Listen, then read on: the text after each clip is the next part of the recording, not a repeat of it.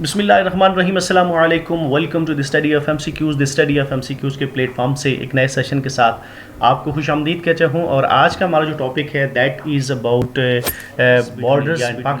पाकिस्तान और इंडिया के जो बॉर्डर्स हैं उससे रेलिवेंट आज कुछ चीज़ें हम डिस्कस करेंगे।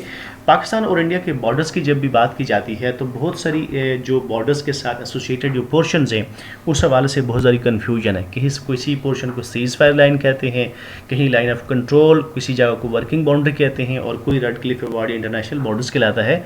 और मेरे समेत बहुत सारे आप दोस्त ऐसे हैं जिन्हें इनके बारे में कन्फ्यूजन है या क्लैरिटी नहीं है कि सीज़ फायर लाइन कौन सी है, लाइन ऑफ कंट्रोल कौन सी है, वर्किंग बाउंड्री किसे कहते हैं, रेड क्लिफ लाइन कौन सी है, इनकी लेंथ कितनी है, इनकी लोकेशन कहाँ पे है, और ये मुख्तलिफ नाम दो ममालिक के बीच में बाउंड्री लाइन की, जिनकी बाउंड्री लाइन है उसमें मुख्तलिफ नाम क्यों हैं। तो आज के इस मुख्तसर सेशन में इन सारी चीज़ों को हम एक एक करके कवर करेंगे और आप इन सारी चीज़ों के बारे में ईज़िली जो है वो इंटरेस्टिंगली आप इस चीज़ों को अंडरस्टैंड कर लेंगे। तो वीडियो को आप एंड तक देखेंगे तो ये सारी चीज़ें आपकी क्लियर हो जाएंगी।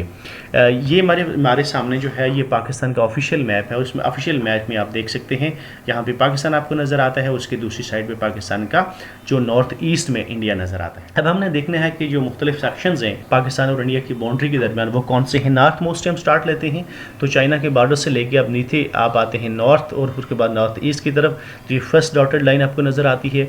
जहाँ ये ख़त्म होती है तो वहाँ पे सेकंड पोर्शन स्टार्ट होता है जो कि कंपैरेटिवली बहुत ब्रीफ सेक्शन है। और इसके बाद थर्ड सेक्शन वहाँ से साउथ वर्ड स्टार्ट होता है और ये वाला सेक्शन सीधा जो है अरबियन सी की तरफ जाता है। तो basically these are the three sections of boundary line between India and Pakistan. अब ये तीन सेक्शंस अलग-अलग क्यों हैं और इनके नाम कौन से हैं ये हमने जानना है। ये जो first dotted red dotted line में आपको सेक्शन नज़र आता है this is called seize fire line. अब सीज़ फायर लाइन इसे क्यों कहते हैं? 1948 में जम्मू एंड कश्मीर के ऊपर दोनों ममालिक की फर्स्ट वार होती है और फिर यूनाइटेड नेशंस की इंटरवेंशन से दोनों ममालिक के बीच में सीज़ फायर होता है। अब जिस रीजन में जहाँ तक दोनों ममालिक की आर्मीज़ का एडमिनिस्ट्रेटिव और मिलिट्री कंट्रोल होता है उस लाइन को क्या तस्लीम किया गया? Seize fire line. यानी जी उस मकाम पर उस वक्त दोनों ममालिक की फोर्सेस जिस मकाम तक थी, जिस इलाकों तक उनकी थी, उस लाइन को सीज़ फायर लाइन तस्वर किया गया। और इसकी लेंथ बनती है 861 किलोमीटर, 861 किलोमीटर इसकी लेंथ बनती है। और आपने याद ये रखना है कि जो सीज़ फायर लाइन है ये सारी की सारी जम्मू और कश्मीर का जो डिस्प्यूटेड टेरिटरी है उसमें पाई जाती है। ये इंटरनेशनल सेटल्ड एरिया से रेलिवेंट नहीं है। ये कश्मीर के ही सेंटर में एक लाइन है जो कि एक कश्मीर जो इंडिया की ऑक्यूपेशन या एडमिनिस्ट्रेशन में है और दूसरा जो पाकिस्तान की एडमिनिस्ट्रेशन में है उसके बीच में ये लाइन है। उसके बाद दूसरा आता है लाइन ऑफ कंट्रोल। अब सीज़ फायर लाइन और लाइन ऑफ कंट्रोल आपने याद रखना है ये एक ही लाइन के दो नाम है, यानी seize fire line he line of control है। लेकिन सीज़ फायर लाइन से लाइन ऑफ कंट्रोल क्यों बनी और कब बनी? 1971 में दोनों ममालिक के बीच में वार होती है, पाक इंडिया वार 1971। और उस वार के बाद दोनों ममालिक के बीच में एक एग्रीमेंट होता है जिसे शिमला एग्रीमेंट कहते हैं। और इसकी डेट आपने याद रखनी है, ये हुआ था 2 जुलाई 1972 को शिमला एग्रीमेंट हुआ था। इस एग्रीमेंट में जहां बहुत सारे और बाईलैटरल जो इश्यूज़ थे वो डिस्कस किए गए, उस हवाले से एग्रीमेंट हुआ।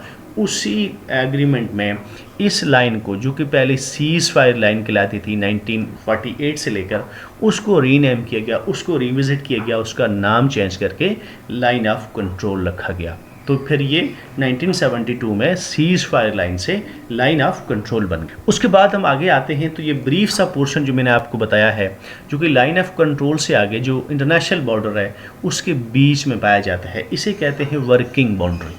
अब सवाल ये है इसे वर्किंग बाउंड्री क्यों कहते हैं? सीज़ फायर लाइन या लाइन ऑफ कंट्रोल तो वो इलाका है जो डिस्प्यूटेड टेरिटरी है between both the countries over Jammu and Kashmir. But यहाँ पे तो एक तरफ सटल एरिया है तो इसको वर्किंग बाउंड्री क्यों कहते हैं? इसलिए कहते हैं कि यहाँ पे एक साइड पे अगर आप जाते हैं तो जम्मू एंड कश्मीर का रीजन है जो कि डिस्प्यूटेड है between both the countries. But on the other hand जो दूसरी साइड पे जो रीजन है वो अनडिस्प्यूटेड है। इस पे दोनों ममालिक का और इंटरनेशनल कम्युनिटी का कोई भी डिसएग्रीमेंट नहीं है। ये पाकिस्तान का एरिया है, पाकिस्तान का राइट है। तो लिहाजा ये वाला जो बाउंड्री लाइन है इसमें एक तरफ डिस्प्यूटेड टेरिटरी है और दूसरी तरफ अनडिस्प्यूटेड टेरिटरी है। तो लिहाजा इसको डिफ्रेंशिएट करने के लिए एक न्यू जो टर्म है वो कॉइन की गई, जिसे कहते हैं वर्किंग बाउंड्री। जहाँ से लाइन ऑफ कंट्रोल ख़त्म होती है वहाँ से स्टार्ट होती है ये, और यहाँ से फिर आगे जाती है, और ये फिर आगे जाके नारोवाल जो है डिस्ट्रिक्ट वहाँ तक जाती है। अब इसकी लेंथ कितनी है? इसकी लेंथ है 202 किलोमीटर। 202 किलोमीटर का ये पोर्शन है जो लाइन ऑफ कंट्रोल से लेकर यहाँ तक बनता है, इसे कहते हैं वर्किंग बाउंड्री। उसके बाद हम आते हैं तो तीसरा मेजर पोर्शन जो आपको नज़र आता है, जिसे कहते हैं रेड क्लिफ लाइन। अब इसका नाम रेड क्लिफ लाइन क्यों है? 1947 में जब दोनों ममालिक की डिवीज़न हुई थी तो वहाँ पे एक बाउंड्री कमीशन बना था, और उस बाउंड्री कमीशन के जो सरबराह थे उन्हें रेड क्लिफ कहते हैं, सर साइरल रेड क्लिफ। और उनके ज़िम्मे जो अनडिवाइडेड सब कॉन्टिनेंट था जो कि पाकिस्तान और इंडिया की सूरत में बना था, उन इलाकों की डिमार्केशन करनी थी, डिवीज़न करनी थी। तो उन्हीं की सरबराही में ये कमीशन बना था, उसने इस इलाके की डिमार्केशन की थी। और ये वाले जो लाइन आपको नज़र आती है जो कि मेजर पोर्शन है बिटवीन बोथ द कंट्रीज़, इसकी डिमार्केशन उसी रेड क्लिफ अवार्ड में हुई थी, और इस अवार्ड की अनाउंसमेंट हुई थी 17 अगस्त 1947 को। और ये वाला जो बॉर्डर है ये इंटरनेशनल बॉर्डर, इसे रेड क्लिफ लाइन कहते हैं, और इसे इंटरनेशनल बॉर्डर तस्लीम किया जाता है। अब ये वाला जो बॉर्डर है this is internationally officially recognised by both the countries and international community. अब इस बॉर्डर की लोकेशन की बात करें तो एक तरफ यहाँ पे पाकिस्तान के प्रोविंस आता है पंजाब, और दूसरी साइड पे साउथ की तरफ हम जाते हैं तो पाकिस्तान का दूसरा प्रोविंस है सिंध। इंडियन साइड पे यहाँ पे उनका आता है पंजाब, उनकी स्टेट है। दूसरी साइड पे यहाँ पे उनकी है राजस्थान स्टेट, और यहाँ पे तीसरी उनकी स्टेट है गुजरात। 3 स्टेट्स इंडिया वाली साइड पे रखती हैं और 2 प्रोविंसेस पाकिस्तान वाली साइड पे रखते हैं।